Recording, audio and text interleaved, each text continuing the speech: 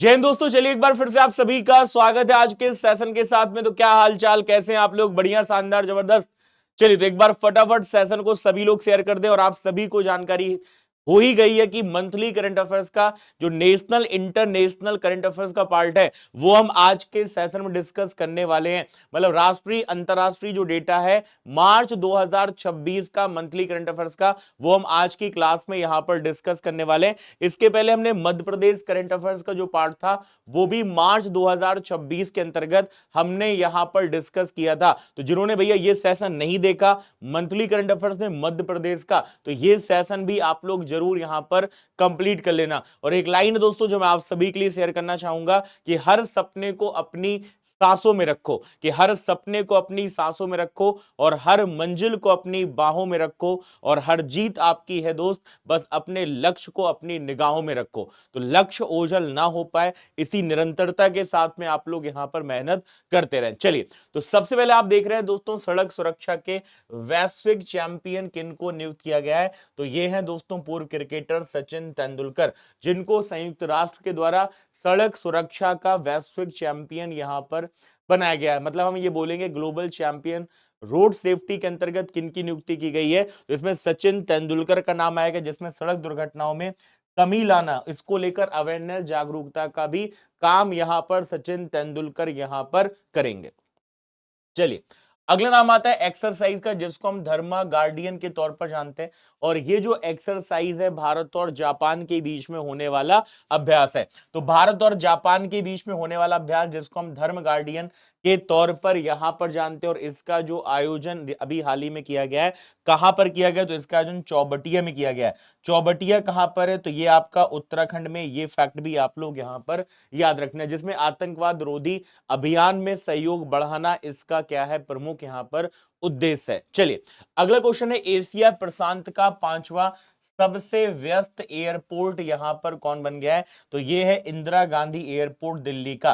तो यदि मैं अंतरराष्ट्रीय इंदिरा गांधी एयरपोर्ट की बात करूंगा तो इसको एशिया प्रशांत क्षेत्र का पांचवा सबसे बिजी एयरपोर्ट यहां पर दर्जा यहां पर प्रदान किया गया है। तो यह आप याद रखना, जिसमें टॉप पर कौन है? तो सबसे व्यस्त हवाई अड्डे में टॉप पर है टोक्यो का हनेडा अंतरराष्ट्रीय हवाई अड्डा।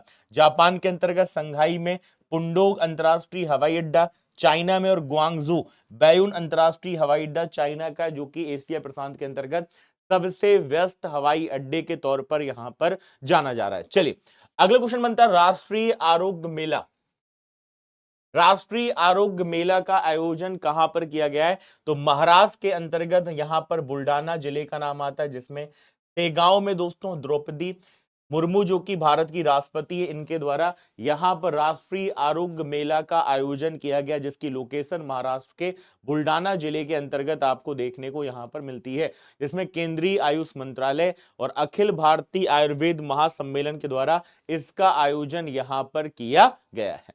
जिसके उद्देश्य क्या है कि आयुर्वेद, योगा, यूनानी, सिद्ध और होम्योपैथी, जिसको हम आयुष के तौर पर यहां पर जानते हैं, इसको बढ़ावा देना और साथ ही साथ स्वस्थ भारत के संकल्प को यहां पर सिद्ध करना। जबकि आपको पता है केंद्रीय आयुष मंत्री कौन है? तो इनका नाम है प्रताप राव जाधव। ये भी आप लोग यहां पर याद रखेंगे। चलिए अगला दोस्तों क्वेश्चन बनता है रेलवे पुलिस प्रमुखों का सातवां अखिल भारतीय सम्मेलन अभी कहां पर दोस्तों देखने को मिल रहा है? जिसमें रेलवे सुरक्षा बल, जिसमें आरपीएफ का नाम आता है, उसके द्वारा रेलवे पुलिस के प्रमुखों का यह सातवां सम्मेलन कहां पर हुआ? तो नई दिल्ली में इसका आयोजन किया गया।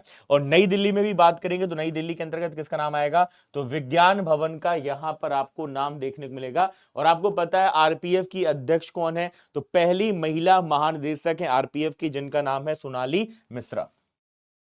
तो ये सोनाली मिश्रा कौन है? तो ये आरपीएफ की महानिदेशक हैं, या फिर रेलवे प्रोटेक्शन फोर्स के अंतर्गत ये डायरेक्टर जनरल में इनका नाम यहां पर हमें मिलता है। चलिए अगला दोस्तों अभियान या कार्यक्रम है, जिसको हम युविका के तौर पर यहां पर जानते हैं। और ये इसरो का कार्यक्रम है। क्या है? इंडियन स्पेस रिसर्च ऑर्गेनाइजेशन की बात करेंगे तो इसरो का ये कार्यक्रम है, जिसको हम युविका के तौर पर यहां पर जानते हैं। अब ये आखिर युविका है क्या? तो इसको नाम दिया गया है यंग साइंटिस्ट प्रोग्राम, जिसका उद्देश्य है कि जो क्लास 9 के अंतर्गत स्टूडेंट है, छात्र हैं, उनके लिए एक इनिशिएटिव है, जिसमें साइंस, टेक्नोलॉजी, इंजीनियरिंग, मैथमेटिक्स के माध्यम से करियर के लिए छात्रों को प्रेरित यहां पर किया जाएगा और उनको अंतरिक्ष विज्ञान और तकनीक की व्यवहारिक जानकारी यहां पर प्रदान की जाएगी और इसको नाम क्या दिया गया है, तो इसको युविका नाम यहां पर दिया गया है। यदि मैं इसरो की बात करूं तो आपको पता है ये हमारे भारत का दोस्तों स्पेस एजेंसी है, इंडियन स्पेस रिसर्च ऑर्गेनाइजेशन, जिसकी स्थापना 1969 में की गई थी और इसका मुख्यालय कहां पर है, तो इसका मुख्यालय आपका बेंगलुरु में है। चलिए अगला क्वेश्चन बनता है ऑपरेशन हिमराहत। ऑपरेशन हिमराहत इंडियन आर्मी अर्थात भारतीय सेना के द्वारा चलाया गया एक ऑपरेशन है जिसमें सिक्किम में जो बर्फबारी हुई और वहां पर जो पर्यटक फंस गए तो उनके लिए भैया उनको बचाव के लिए ना, उनको बचाने के लिए एक बचाव अभियान चलाया गया जिसमें ऑपरेशन हिमराहत का नाम यहां पर हमें देखने को मिल जाता है, जिसमें नाथुला सेक्टर और चांगू झील क्षेत्र में पर्यटक यहां पर सुरक्षित निकाले गए। ठीक है, चलिए अगला क्वेश्चन है आरबीआई का दूसरा डेटा सेंटर कहां पर बनाया गया, तो आंसर होगा भुवनेश्वर, उड़ीसा के अंतर्गत। उड़ीसा के भुवनेश्वर में रिजर्व बैंक ऑफ इंडिया का दूसरा आधुनिक डेटा सेंटर बनाया गया है।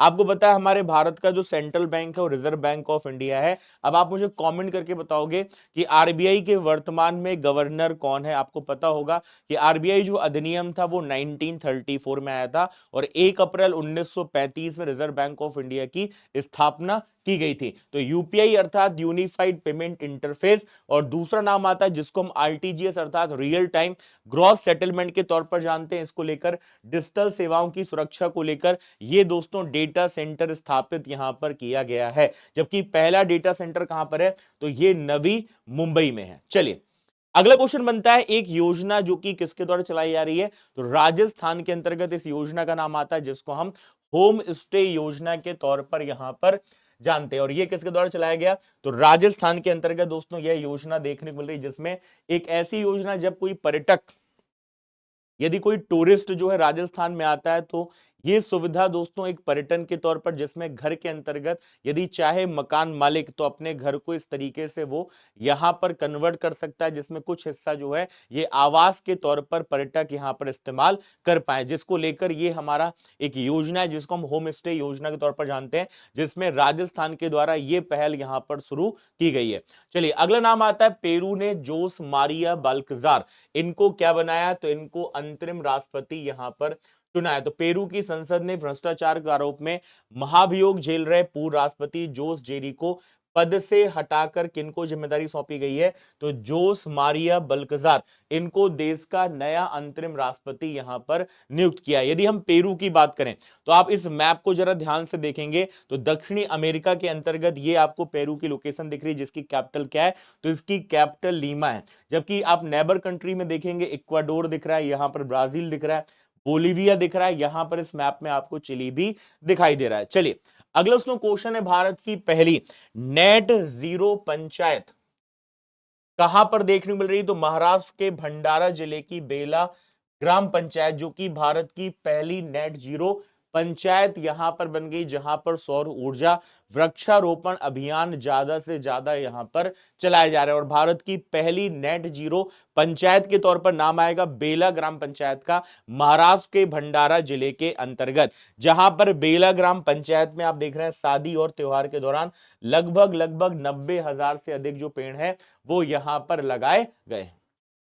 ठीक है, इसके अलावा घर आंगनवाड़ी पंचायत कार्यालयों में सौर पैनल भी यहां पर लगाए गए और यहां पर खास तौर पे कचरे के पृथक्करण को बढ़ावा दिया गया और जो आपकी सिंगल यूज प्लास्टिक है इसको यहां पर पूरी तरीके से बैन भी किया गया। इसके अलावा आप देख रहे हैं उत्कृष्टता के लिए 2024 का राष्ट्रीय पंचायत पुरस्कार भी इसको यहां पर प्रदान किया गया था। इसके अलावा जो छात्र 2027 की परीक्षा टारगेट कर रहे हैं तो उनके लिए फाउंडेशन बैच उपलब्ध है। इंग्लिश माध्यम की बात करेंगे तो सर्व सक्षम प्री प्लस मेंस में और हिंदी माध्यम में सर्वप्रथम बैच भी आपको यहां पर मिल जाएगा, जिसकी जो क्लास है ये आपकी 1 मई 2026 से यहां पर प्रारंभ हो रही है। चलिए तो ये सारे फैक्ट आप याद रखना। और नेट जीरो का मतलब है कि वायुमंडल में जो उत्सर्जित ग्रीन हाउस गैस है उसकी मात्रा और वायुमंडल से हटाई गई ग्रीन हाउस गैसों की मात्रा के बीच में एक संतुलन यहां पर स्थापित हो पा रहा है।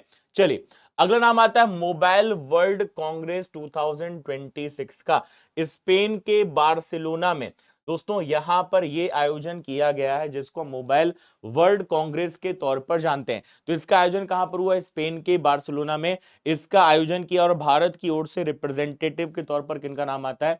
तो भारत के केंद्रीय संचार मंत्री ज्योतिरादित्य सिंधिया ने दोस्तों इस सम्मेलन में यहां पर भाग लिया है। और इसकी थीम क्या रही? तो इसकी थीम रही द IQ इरा। ये हमें इसकी यहां पर थीम देखने को मिल जाती है। तो ये फैक्ट भी आप लोग यहां पर याद रखेंगे। आई होप ये डेटा आप लोगों ने यहां पर अच्छे से लिख लिया होगा। चलिए अगला क्वेश्चन है, रणजी ट्रॉफी क्रिकेट के अंतर्गत रणजी ट्रॉफी में पहली बार विजेता कौन सी टीम रही है? तो रणजी ट्रॉफी 2025-26 की हम बात करें तो इसमें विजेता टीम में जम्मू कश्मीर का हमें यहां पर नाम देखने को मिल जाता है। तो जम्मू कश्मीर की बात करें, रणजी ट्रॉफी 2025-26 में विजेता कौन रहा? तो जम्मू कश्मीर रहा। जम्मू कश्मीर ने किसको हराया? तो कर्नाटक को हराकर यह खिताब अपने नाम यहां पर किया है, जिसका final DR Bendre cricket stadium Hubli के अंतर्गत यहां पर इसका आयोजन किया गया था, जिसमें आप देख रहे हैं प्लेयर ऑफ द सीरीज के अंतर्गत आकिब नबी जो कि जम्मू कश्मीर से हैं, इनको प्लेयर ऑफ द सीरीज के अंतर्गत यहां पर चुना गया है। चलिए नामक्रम के अंतर्गत नाम आता है माउंट आबू राजस्थान का, जिसका नाम बदलकर आबूरास करने का यहां पर फैसला किया गया है। तो अब हम दोस्तों माउंट आबू को किस रूप में जानेंगे? तो आबू राज के तौर पर जानेंगे। और इतना ही नहीं दोस्तों, कामाडीग भरतपुर के अंतर्गत जिसका नाम बदलकर कामवन कर दिया गया है। और जहाजपुर शाहपुरा भीलवाड़ा के अंतर्गत जिसका नाम यज्ञपुर करने का यहां पर फैसला किया गया है। तो राजस्थान के अंतर्गत भी नाम यहां पर परिवर्तन किए गए हैं। अब आप मुझे कमेंट करके बताएंगे कि भारत सरकार के अंतर्गत यदि मैं PMO यानी प्राइम मिनिस्टर ऑफिस की बात करूंगा तो PMO का नया नाम यहां पर क्या हो गया, ये आप मुझे कमेंट करके बताएंगे। तो आपको पता होना चाहिए भैया, इसको अब हम यहां पर सेवा तीर्थ के तौर पर जानेंगे। तो जो PMO है इसका नाम क्या हो गया? सेवा तीर्थ हो गया है। और जो देश भर में राज्य भवन होंगे उनको हम लोक भवन बोलेंगे। और जो केंद्रीय सचिवालय है उनको कर्तव्य भवन के नाम से यहां पर जाना जाएगा। चलिए अगला क्वेश्चन है, ऑपरेशन क्रैकडाउन ये किस राज्य के द्वारा चलाया गया? दोस्तों तेलंगाना पुलिस के द्वारा। साइबर अपराध नेटवर्क या फिर जो वित्तीय धोखाधड़ी हो रही है उनको रोकने के लिए ऑपरेशन क्रैकडाउन तेलंगाना पुलिस के द्वारा यहां पर चलाया गया, जिसमें साइबर फ्रॉड को रोकना ये किसका उद्देश्य है? ये ऑपरेशन क्रैकडाउन का यहां पर प्रमुख उद्देश्य है। चलिए अगला क्वेश्चन है, सिक्किम के पाक्योंग हवाई अड्डे का नाम बदल दिया गया है। और अब यहां पर पाक्योंग हवाई अड्डे का जो नाम है ये स्वतंत्रता संग्राम सेनानी त्रिलोचन पोखरेल के नाम पर रखने की यहां पर घोषणा की गई है। तो सिक्किम का जो पाक्योंग हवाई अड्डा है उसको हम स्वतंत्रता संग्राम सेनानी त्रिलोचन पोखरेल के नाम से यहां पर जानेंगे, ये भी आप याद रखना। चलिए अगला क्वेश्चन है, खेलो इंडिया विंटर गेम्स जिनका आयोजन कहां पर हुआ? तो इनका आयोजन जम्मू कश्मीर के अंतर्गत यहां पर किया गया, जिसमें आप देख रहे हैं गुलमर्ग का यहां पर नाम आता है, जिसमें सीनेसा ये हमें इसका मैस्कट देखने को मिला था जो कि क्या था? तो ये आपका एक स्नो लेपर्ड था। और इसके अंतर्गत यदि हम बात करेंगे खेलो इंडिया विंटर गेम्स में तो सबसे बेहतर स्थिति में कौन रहा? तो सबसे बेहतर स्थिति में दोस्तों आर्मी रहा। जबकि आप देख रहे हैं मध्य प्रदेश का स्थान 13 नंबर 13वें नंबर पर रहा, जिसमें मध्य प्रदेश एक गोल्ड मेडल लेकर आया, सिल्वर और ब्रॉन्ज कोई भी मेडल मध्य प्रदेश को यहां पर नहीं मिले। तो आपको ये डेटा याद रखना है दोस्तों, यदि आपसे ऐसा क्वेश्चन पूछा जाए कि खेलो इंडिया विंटर गेम्स में मध्य प्रदेश की स्थिति क्या रही, तो मध्य प्रदेश एक मेडल लेकर आया, लेकिन यहां पर जो रैंक रही वो कौन सी रही? तो 13th रैंक यहां पर रही थी। चलिए अगला क्वेश्चन है, राष्ट्रीय सुरक्षा सप्ताह। राष्ट्रीय सुरक्षा सप्ताह 4 मार्च से लेकर 10 मार्च 2026 तक हमें देखने को मिला। और आपको पता है जो हम राष्ट्रीय सुरक्षा दिवस मनाते हैं वो 4 मार्च को यहां पर मनाते हैं, जिसकी थीम थी engage educate and empower people to enhance safety. ये आपको इसके अंतर्गत यहां पर थीम देखने को मिलती है। और 4 मार्च से लेकर 10 मार्च 2026 तक हमने राष्ट्रीय सुरक्षा सप्ताह यहां पर मनाया है। भारत की पहली AI आधारित कौशल जनगणना जिसका नाम यहां पर क्या है? तो आप देख रहे हैं इसको नाम यहां पर सक्षम दिया गया है, जो कि पूरी तरीके से दोस्तों क्या है? तो ये पहली भारत की AI आधारित कौशल जनगणना आपको यहां पर देखने को मिल रही है। एआई पावर्ड स्किल सेंसस के तौर पर इसका नाम आता है और इसकी शुरुआत कहां से की गई है, तो मुंबई से इसकी शुरुआत की गई और इसका उद्देश्य है कि 18 से 40 वर्ष के जो युवा है उनमें कौशल का डेटा यहां पर क्या करना है, एकत्र यहां पर करना है, उनकी जानकारी इसके माध्यम से मिल पाए जिससे रोजगार के माध्यम से उनको यहां पर जोड़ा जाए। क्लियर। चलो अगला क्वेश्चन है, पुरुष टी20 विश्व कप में सबसे तेज सेंचुरी किन्होंने लगाई है, जो कि एक नया रिकॉर्ड यहां पर बना है और ये है न्यूजीलैंड क्रिकेट से टीम से जिनका नाम है फिन एलन। क्या नाम है, फिन एलन। और इन्होंने टी20 वर्ल्ड कप के अंतर्गत दोस्तों इतिहास रचा है।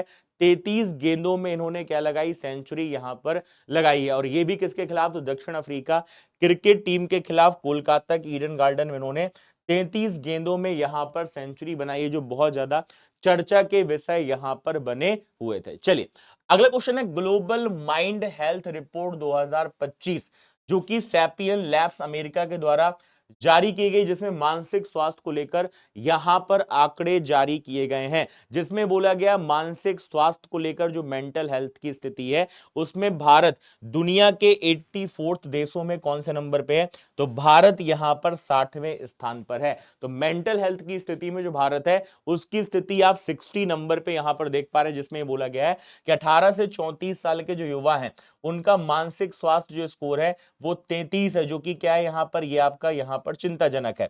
जबकि 55 साल से ऊपर के भारतीयों का प्रदर्शन बेहतर है, जिनका स्कोर यहां पर 96 है। और वैश्विक रैंकिंग में कौन से नंबर पे है ये, तो 55 साल से ऊपर के भारतीयों की जो स्थिति है वो वैश्विक स्थिति में आपकी 49th है। ठीक है। चलिए आगे बात करते हैं, भारतीय बायसन उत्सव। इसका आयोजन दोस्तों उड़ीसा के अंतर्गत हमें देब्रीगढ़ वन्यजीव अभ्यारण्य में यहां पर देखने को यहां पर मिला है, जिसमें भारतीय बायसन जिसको हम गौर के तौर पर जानते हैं उसके संरक्षण को लेकर लोगों को जागरूक करना, यह बायसन उत्सव का यहां पर प्रमुख उद्देश्य है। उड़ीसा में देब्रीगढ़ वन्यजीव अभ्यारण्य है जहां पर दोस्तों इसका आयोजन यहां पर किया गया है।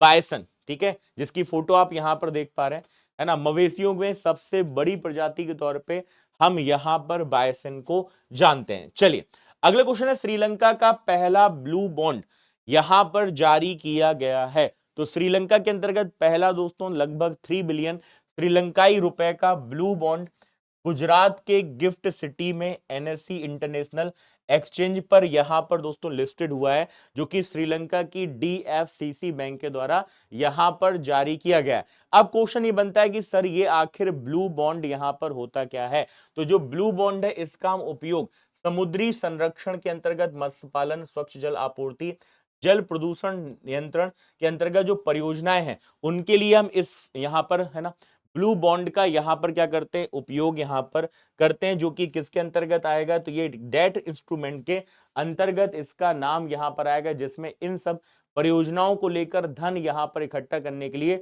ब्लू बॉन्ड यहां पर जारी किया जाता है।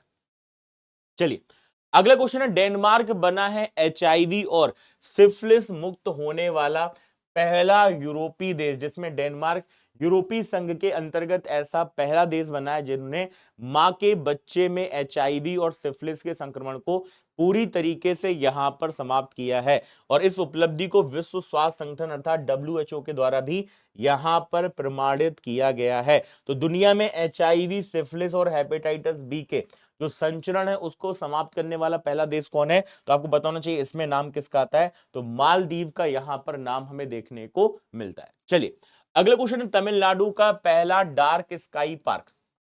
तमिलनाडु का पहला डार्क स्काई पार्क, ठीक है, समझना। तो तमिलनाडु राज्य का पहला डार्क स्काई पार्क जो है ये नमक्कम जिले के कोली हिल्स स्थित अरियूर 16 वन में स्थापित यहां पर किया गया। तो ये फैक्ट आप याद रखना है, तमिलनाडु का पहला डार्क स्काई पार्क के तौर पर दोस्तों हमारे पास में यहां पर नमक्कल जिले के कोली हिल्स का नाम देखने मिलता है और कोली हिल्स के अंतर्गत अरियूर 16 वन का आपको नाम यहां पर याद रखना है, जहां पर यह सुविधा आपको देखने को मिलेगी कि प्राकृतिक रात्रि आकाश में भी दोस्तों प्रकाश प्रदूषण से यहां पर चीजों को बचाना, जिससे तारे या फिर हम प्लेनेट की बात करें उनको हम स्पष्ट तरीके से यहां पर देख पाए। जिसमें आपको पता होगा इससे पहले पेंच टाइगर रिजर्व का नाम भी आपको अंतरराष्ट्रीय डार्क स्काई पार्क के तौर पर आपको देखने को यहां पर मिला था।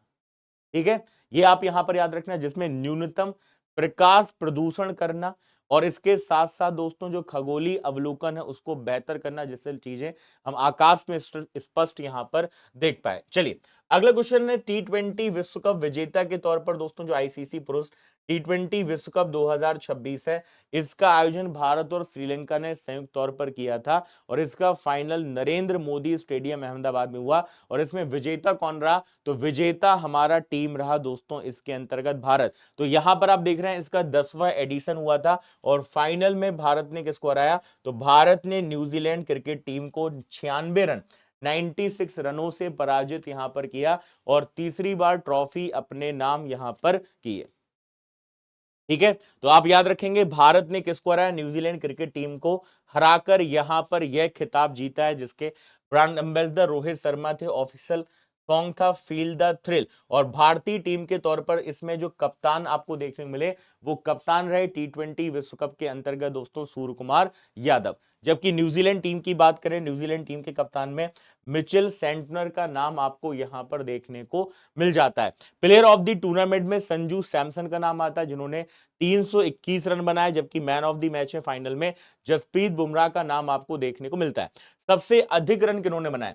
तो ये पाकिस्तान के साहिबजादा फरहान है और सबसे अधिक विकेट किन्होंने लिया? जसप्रीत बुमराह और वरुण चक्रवर्ती, जिनके द्वारा 14-14 विकेट इस T20 विश्व कप के अंतर्गत यहां पर लिए गए थे। जबकि विजेता टीम को 3 मिलियन लगभग करीब 27 करोड़ रुपए की धनराशि यहां पर प्रदान की गई। आप देख रहे हैं यदि भारत की बात करें तो T20 विश्व कप में भारत 3 बार विजेता रहा, जिसमें आप देख रहे हैं 2007, 2024, 2026, 2007, 2024 और 2026 में भारत विजेता रहा। इंग्लैंड 2 बार विजेता रहा 2010, 2022 में और वेस्ट इंडीज की बात करें तो 2 बार 2012 और 2016 के अंतर्गत वेस्ट इंडीज यहां पर विजेता रहा है। पाकिस्तान की बात करें तो पाकिस्तान 1 बार विजेता रहा, जिसमें 2009 में पाकिस्तान विनर रहा। श्रीलंका और ऑस्ट्रेलिया भी 1 बार विजेता यहां पर रह चुके हैं, जिसमें आप देख रहे हैं भारत जो है 2026 में और सबसे पहले 2007 में भारत विजेता रहा था जब पाकिस्तान को हराया था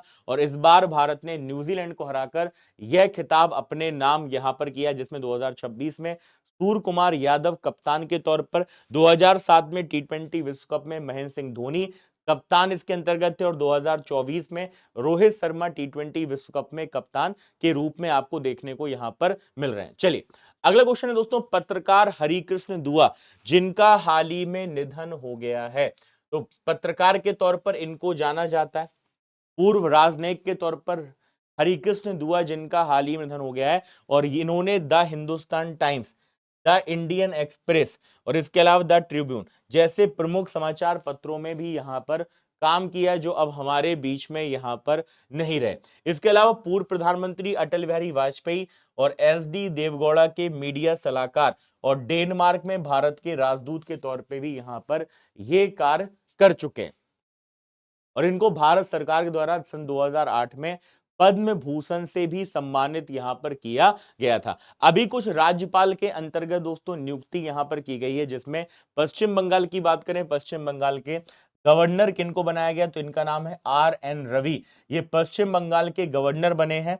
तेलंगाना की बात करें, तेलंगाना में नाम आएगा शिव प्रताप शुक्ला का, जो कि तेलंगाना के अंतर्गत आपको यहां पर मुख्यमंत्री आपको गवर्नर देखने को मिल रहे हैं। तो पश्चिम बंगाल के गवर्नर राज्यपाल बने हैं RN रवि, तेलंगाना के गवर्नर शिव प्रताप शुक्ला।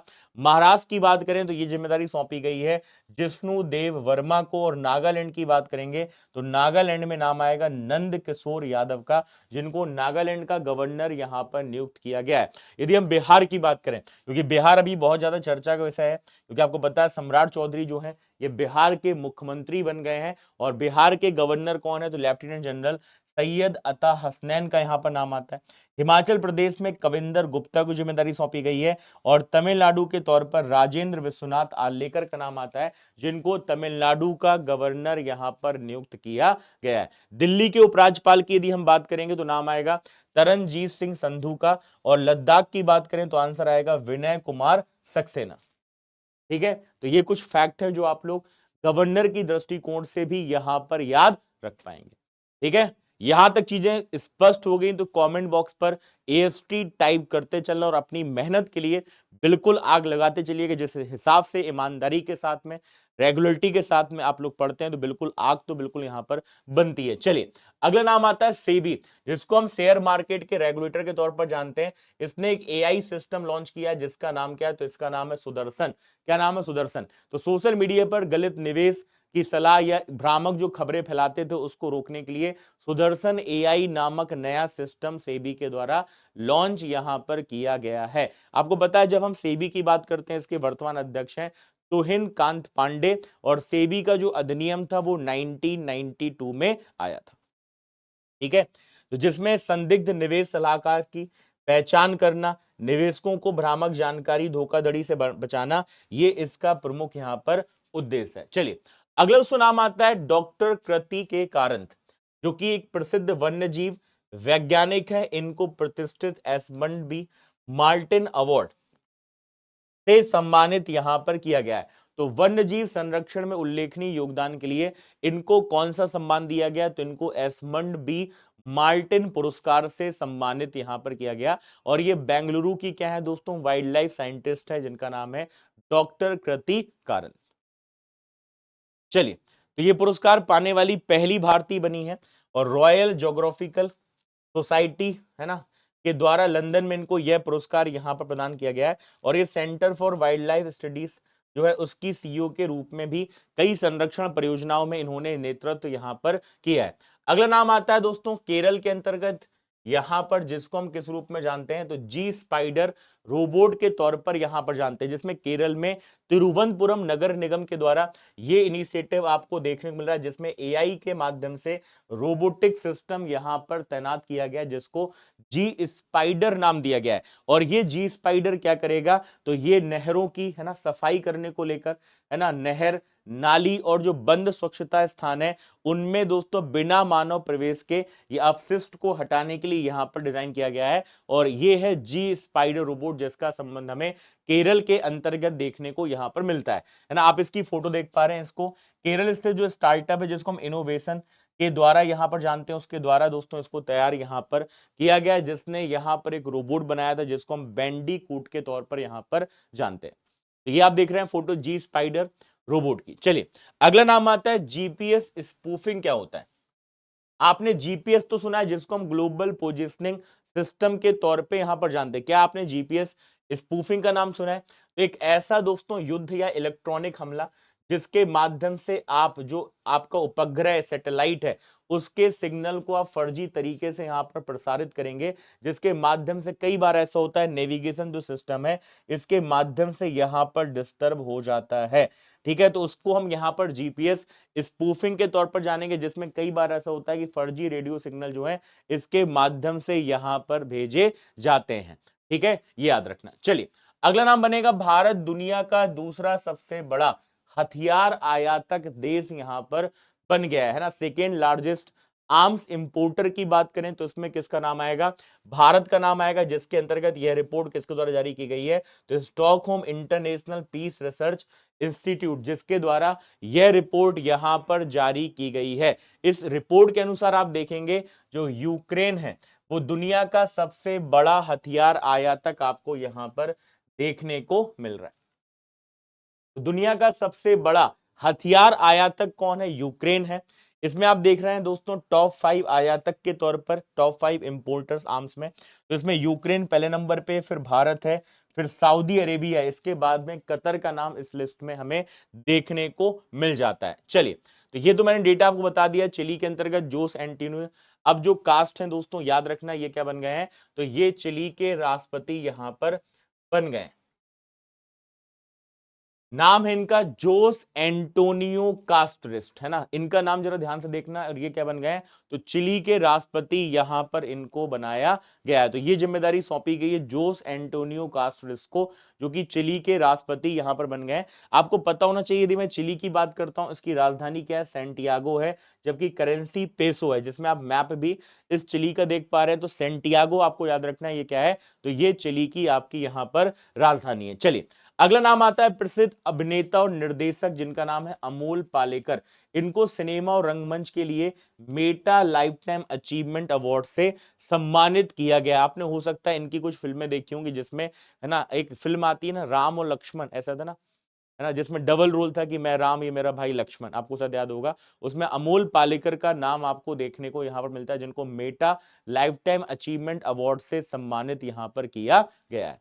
अगला दोस्तों क्वेश्चन बनता है नो स्मोकिंग डे, ये हम कब मनाते हैं? तो ये मार्च के दूसरे वेडनेसडे, मतलब मार्च मंथ का जो सेकेंड वेडनेसडे है, उस दिन हमें धूम्रपान निषेध दिवस देखने को मिलता है, जो कि हम 11 मार्च को इस बार यहां पर मनाएं, जिसकी थीम है ना smoke free life start with a smoke free day. ये इसकी यहां पर क्या है, ये आपकी यहां पर थीम है। क्लियर? चल, अगला नाम बनता है साहित्य अकादमी पुरस्कार 2025 के अंतर्गत बात करें, 24 भारतीय भाषाओं के पुरस्कार की घोषणा यहां पर की गई, जिसमें हिंदी के अंतर्गत आपको याद रखना है ममता कालिया का नाम आता है, जिनको जीते जी इलाहाबाद के लिए सम्मानित यहां पर किया गया है। तो साहित्य अकादमी पुरस्कार हिंदी के अंतर्गत किसको दिया गया? तो नाम है ममता कालिया का, और इनके जो संस्मरण है उसका नाम क्या है? तो उसको हम जीते जी इलाहाबाद के तौर पर यहां पर जानते हैं। जबकि अंग्रेजी भाषा में हम बात करेंगे तो नवतेज सरना का नाम आता है, जिनका जो उपन्यास है जिसका नाम है क्रिम्सन स्प्रिंग, इसके लिए दोस्तों इनको यह सम्मान यहां पर दिया गया। तो अंग्रेजी भाषा में नवतेज शर्मा, है ना, नवतेज सरना, जिनको क्रिम्सन स्प्रिंग के लिए यहां पर यह सम्मान प्रदान किया गया, जिसमें 8 कविता संग्रह हैं इस पुरस्कार में, 4 उपन्यास है, कहानी संग्रह, 2 निबंध, इस तरीके से अलग अलग पुरस्कार इस श्रेणी में यहां पर प्रदान किए गए, जिसके अंतर्गत 1 लाख रुपए की धनराशि यहां पर प्रदान की जाती है। चलिए, इसका दोस्तों नाम आता है हमारा फिल्म जगत का वैश्विक स्तर पे सबसे बड़ा सम्मान, जिसको हम एकेडमी या फिर ऑस्कर अवार्ड के तौर पर जानते हैं। और ऑस्कर अवार्ड में वन बैटल आफ्टर नॉर्दर्न ने सबसे ज्यादा यहां पर पुरस्कार जीते हैं। जबकि सिनर्स की बात करें तो 4 पुरस्कार सिनर्स ने यहां पर अपने नाम किए हैं, जिसके अंतर्गत सिनर्स ने ऑस्कर में 16 नॉमिनेशन, सबसे ज्यादा नॉमिनेशन जो हुए वो सिनर्स फिल्म के आपको अब तक यहां पर देखने को मिले। और ये जो ऑस्कर अवार्ड है, या इसी को हम एकेडमी अवार्ड के तौर पर जानते हैं, इसमें बेस्ट फिल्म के तौर पर वन बैटल आफ्टर अनदर का नाम आएगा। जबकि बेस्ट एक्टर के तौर पर यह सम्मान जो है माइकल बी जॉर्डन को किस फिल्म के लिए दिया गया है? तो इनको सिनर्स के लिए यह सम्मान यहां पर प्रदान किया गया है। तो माइकल बी जॉर्डन, जिनको सिनर्स के लिए सम्मान मिला। बेस्ट एक्ट्रेस की बात करें, जेसी बकले, जिनको हैमनेट के लिए यह सम्मान दिया गया है। और बेस्ट निर्देशक की बात करें, पॉल थॉमस एंडरसन, जिनको बेस्ट डायरेक्टर का सम्मान वन बैटल आफ्टर अनदर के लिए यहां पर प्रदान किया गया है। इसके अलावा आप देख रहे हैं सपोर्टिंग एक्टर, सहायक अभिनेता में सीन पेन, और सपोर्टिंग एक्ट्रेस में एमी मेडिगन, जिनको वेपन्स के लिए यहां पर सर्वश्रेष्ठ सहायक अभिनेत्री का सम्मान मिला है, किसके अंतर्गत? ऑस्कर के अंतर्गत। आप लोग मुझे कमेंट करके बताएंगे पहली भारतीय जिनको ऑस्कर के लिए सम्मान मिला था, उनका नाम यहां पर क्या है? कमेंट करके बताइए। बेस्ट एनिमेशन फीचर फिल्म, तो यहां पर के पॉप डोमन हंटर्स का नाम यहां पर आपको देखने को मिलता है। चलिए, अब हम बात करेंगे ज्ञानपीठ पुरस्कार की। तो आपको पता है जो हमारा दोस्तों ज्ञानपीठ पुरस्कार है, साहित्य का भारत का सबसे बड़ा सम्मान है, जिसकी स्थापना 1961 में हुई थी, लेकिन सबसे पहली बार ये जो सम्मान है 1965 में प्रदान किया गया था। तो ये भी आप यहां पर याद रखना। और अभी दोस्तों रिसेंटली 2025 के अंतर्गत आप देख रहे हैं जो तमिल गीतकार लेखक है आर वैरामुथु, जिनको ज्ञानपीठ पुरस्कार के लिए यहां पर चुना गया है, जो कि तीसरे तमिल लेखक यहां पर बन गए हैं। तो याद रखना 2025 में या 60 नंबर का जो ज्ञानपीठ पुरस्कार है, ये आर वैरामुथु को यहां पर प्रदान किया गया, जिसमें इनका उपन्यास जिसका नाम है कल्लीकट्टू इथिकासम, इसके लिए दोस्तों इनको साहित्य अकादमी पुरस्कार भी प्रदान किया गया। और इनको भारत सरकार के द्वारा पद्मश्री भी मिल चुका है, और पद्म भूषण से भी इनको सम्मानित किया जा चुका है, याद रखना। चलिए, अगला क्वेश्चन है भारत के 94th नंबर के चेस ग्रैंड मास्टर कौन बन गए, या मैं यूं कहूं नॉर्थ ईस्ट के अंतर्गत पहला नाम आ रहा है मयंक चक्रवर्ती का, जो भारत के 94th नंबर के चेस ग्रैंड मास्टर यहां पर बन गए, जिनका संबंध कहां से है? तो इनका संबंध है असम से, मयंक चक्रवर्ती।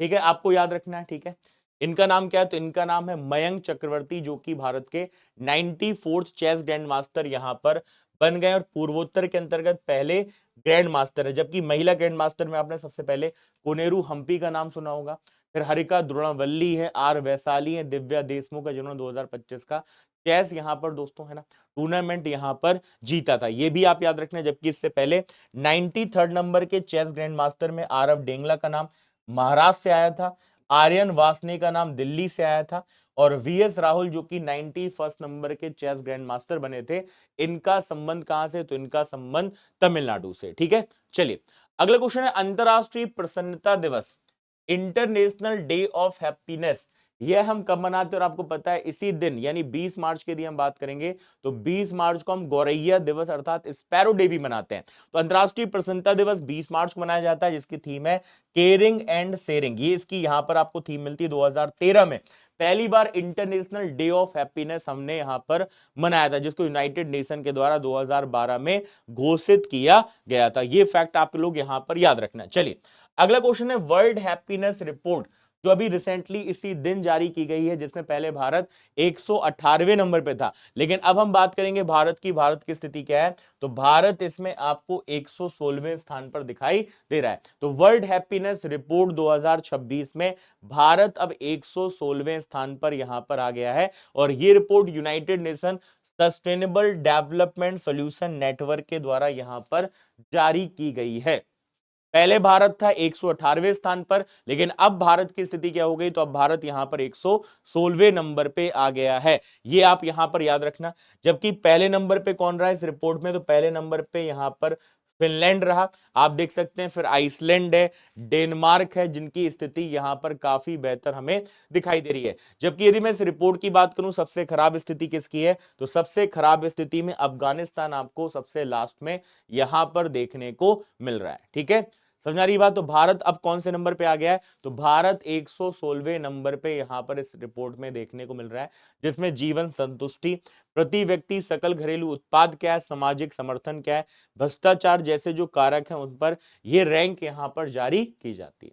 चलिए तीसरा सबसे बड़ा मेट्रो नेटवर्क वाला देश कौन बन गया है? तो भारत, है ना। याद रखना दिल्ली मेट्रो की नई लाइन शुरू होने के बाद में अब दुनिया का तीसरा सबसे बड़ा जो मेट्रो नेटवर्क है, जिसमें आप देख रहे हैं हमारे भारत में जो मेट्रो नेटवर्क है वो कितना है? 1143 किलोमीटर का है, जिसके अंतर्गत भारत अब दुनिया का तीसरा सबसे बड़ा मेट्रो नेटवर्क यहां पर बन गया है, जिसमें दिल्ली मेट्रो रेलवे कॉर्पोरेशन का नाम आएगा। और भारत में अब 26 शहरों में, भारत में आप देख रहे हैं दोस्तों 26 शहरों में 1143 किलोमीटर में सबसे ज्यादा लंबा मेट्रो नेटवर्क आपको देखने को यहां पर मिल रहा है। और इस रिपोर्ट के अनुसार यही बताया गया कि लगभग 1 करोड़ से ज्यादा लोग डेली मेट्रो में यहां पर क्या करते हैं? तो सफर भी यहां पर करते हैं, जिसमें देश भर में होने वाली कुल मेट्रो यात्राओं में 55% हिस्सेदारी अकेले दिल्ली मेट्रो की। मुझे ये लगता भी है दोस्तों दिल्ली मेट्रो ज्यादा यहां पर लोग इस्तेमाल करते हैं, क्योंकि दिल्ली मेट्रो है ना भारत की सबसे फास्ट मेट्रो के तौर पर भी यहां पर जानी जाती है, जो दिल्ली एनसीआर के अंतर्गत लगभग 416 किलोमीटर का रूट यहां पर कवर करती है। और उसके अंतर्गत आप स्टेशन देखिएगा कि यहां पर स्टेशन कितने हैं? तो 303 यहां पर स्टेशन है, जिसमें आप इस रिपोर्ट के अनुसार देखेंगे जो सबसे बड़ा मेट्रो नेटवर्क है वो चाइना का है, इसके बाद अमेरिका, इसके बाद में तीसरे नंबर पे कौन है? तो तीसरे नंबर पे आपका यहां पर भारत है। 1143 से ज्यादा किलोमीटर नेटवर्क भारत का है, जिसमें आप देख रहे हैं 2019 में 184 करोड़ यात्राएं हुई हैं, जो 2025 में यहां पर बढ़कर आप देख रहे हैं 235 करोड़ यात्राएं हमें भारत के अंतर्गत यहां पर देखने को मिल रही हैं। आपसे यदि पूछा जाए भारत के अंतर्गत मेट्रो मैन किसको कहा जाता है? तो इनका नाम है ई श्रीधरन। क्या नाम है इनका? ई श्रीधरन, जिनको मेट्रो मैन के तौर पे भी यहां पर जाना जाता है, जिनको भारत सरकार द्वारा पद्मश्री और पद्म विभूषण से भी सम्मानित यहां पर किया गया है। दुनिया की सबसे पुरानी मेट्रो कौन सी है? तो लंदन की ये मेट्रो है, जो कि 10 जनवरी 1863 को इंग्लैंड में यहां पर प्रारंभ हुई थी। लेकिन भारत की बात करेगा कि भारत की सबसे पुरानी मेट्रो कौन सी है, तो वो है कोलकाता मेट्रो 1984 के अंतर्गत। क्लियर? चलो अगला दोस्तों यहां पर हमारे पास एक नाम आता है योजना, जिसको हम भव्य योजना के तौर पर जानते हैं। इसका फुल फॉर्म क्या है? तो इसका फुल फॉर्म है भारत औद्योगिक विकास योजना। क्या आपने इसका नाम सुना है? जिसमें औद्योगिक विकास के लिए लगभग 33,000 करोड़ रुपए की इस योजना को यहां पर मंजूरी मिल गई है। अब ये है क्या? तो इस योजना का उद्देश्य है दोस्तों भारत के अंतर्गत औद्योगिक पार्क बनाना, और उन औद्योगिक पार्क में जो सुविधाएं हैं ये पहले से आपको देखने को मिल जाएंगी, जिसमें खासतौर पे इंफ्रास्ट्रक्चर, वेयर हाउस, लैब, कर्मचारियों के लिए हाउसिंग, ये सुविधाएं पहले से उस औद्योगिक यानी इंडस्ट्रियल पार्क में होंगी। और वो किस योजना के अंतर्गत? तो इसको हम यहां पर भव्य योजना या भारत औद्योगिक विकास योजना के तौर पर यहां पर जानते हैं, जिसके अंतर्गत 33,660 करोड़ रुपए खर्च करके पूरे देश में 100 प्लग एंड प्ले औद्योगिक यहां पर पार्क बनाए जाएंगे, जिसमें कंपनियों को शुरुआती तौर पे ये सुविधाएं आपको पहले से ही देखने को मिल जाएंगी, जिसमें बिजली, पानी, सड़क, ड्रेनेज, ये सुविधाएं पहले से उस पर्टिकुलर है ना भव्य योजना के अंतर्गत औद्योगिक पार्क में आपको देखने को मिलेंगे। चलिए, अभी आप लोगों को दोस्तों जानकारी है कि 5 राज्यों में विधानसभा चुनाव के अंतर्गत तारीखों का ऐलान कर दिया गया, जिनके रिजल्ट कब आएंगे? तो इनके रिजल्ट 4 मई को घोषित किए जाएंगे, जिसमें हमारे पास में राज्यों में पश्चिम बंगाल, असम, केरल, तमिलनाडु और पुदुचेरी का यहां पर नाम देख मिलता है, जहां पर विधानसभा चुनाव की तारीख की घोषणा यहां पर कर दी गई। जिसमें आप देखेंगे पश्चिम बंगाल में जो वोटिंग है ये 23 और 29 अप्रैल को होगी, तमिलनाडु में 23 अप्रैल है, असम में 9 अप्रैल है, केरल में 9 अप्रैल है, और पुदुचेरी के अंतर्गत भी यहां पर 9 अप्रैल का नाम आ रहा है, मतलब 9 अप्रैल के अंतर्गत ये यहां पर दोस्तों वोटिंग यहां पर हो चुकी है। जिसमें आप देख रहे हैं पश्चिम बंगाल में सबसे ज्यादा सीट है, 294 विधानसभा सीट, फिर तमिलनाडु 234 यहां पर सीट है, असम में 126 है ना, केरल में 140 और पुदुचेरी में 30। और इनका जो रिजल्ट है वो 4 मई 2026 के अंतर्गत आएगा। तो पांच राज्यों में 824 सीटों पर यहां पर आपका चुनाव देखने को मिल रहा है। इन सभी के जो रिजल्ट हैं वो एक साथ 4 मई 2026 के अंतर्गत आएंगे। जैसे पश्चिम बंगाल में विधानसभा जो चुनाव है दोस्तों, यहां पर आप देख रहे हैं ये आपका 23 और 29 अप्रैल है, परिणाम इसका 4 मई को। ठीक है, तमिलनाडु की बात करें 23 अप्रैल को मतदान होगा, और इसकी जो मतगणना है वो 4 मई 2026 को होगी। यदि मैं यहां पर असम की बात करूं तो असम में मतदान 9 अप्रैल को, जिसका परिणाम आपका 4 मई को आएगा। और केरल की बात करें तो इसकी जो मतदान है ये आपका 9 अप्रैल को है, और इसका जो रिजल्ट है वो भी 4 मई को आपको देखने को यहां पर मिलने वाला है। पुदुचेरी में 9 अप्रैल को वोटिंग हो गई है, लेकिन इन सभी के जो परिणाम है वो 4 मई को यहां पर आएंगे। ठीक है, आप लोग हमारे टेलीग्राम चैनल से जुड़ सकते हैं। यदि अभी तक आप लोग टेलीग्राम चैनल पे नहीं जुड़े हैं तो आप हमारे टेलीग्राम चैनल पे जुड़ सकते हैं, जिसमें आपको सर्च करना है आशीष त्रिपाठी सर। जैसे ही आप ये नाम सर्च करेंगे तो आप हमारे डायरेक्ट टेलीग्राम ग्रुप में यहाँ पर ऐड हो जाएंगे, जहां पर बहुत सारी इंफॉर्मेशन करंट अफेयर्स की आपको हर दिन यहां पर मिलती रहती है। तो ये था भैया आज का सेशन, जिसमें हमने मंथली करंट अफेयर्स के साथ में मार्च 2026 के जो इंपॉर्टेंट हाइलाइट्स थे नेशनल इंटरनेशनल दृष्टिकोण से, वो हमने यहां पर डिस्कस की। और इससे पहले जो मार्च मंथ का monthly current affairs Madhya Pradesh का था वो भी हमने पहले ही यहां पर कवर कराया था। तो जिन्होंने इन सेशन को नहीं देखा हो तो जरूर देख लेना, और सेशन को बिल्कुल ज्यादा से ज्यादा लाइक और शेयर कर दो अपने हर दोस्त तक, क्लासेस को जरूर यहां पर पहुंचाते चलिएगा। तो ये था भैया आज का सेशन, मुलाकात करेंगे आप सभी से फिर नेक्स्ट क्लास के अंतर्गत। तब तक आप सभी लोग अपना ख्याल रखिए, खुश रहिए, स्वस्थ रहिए, मस्त रहिए, जबरदस्त रहिए, और ऐसी मेहनत लगन ईमानदारी के साथ में पढ़ते रहिए। जय Hind and thank you so much guys. जय हिंद।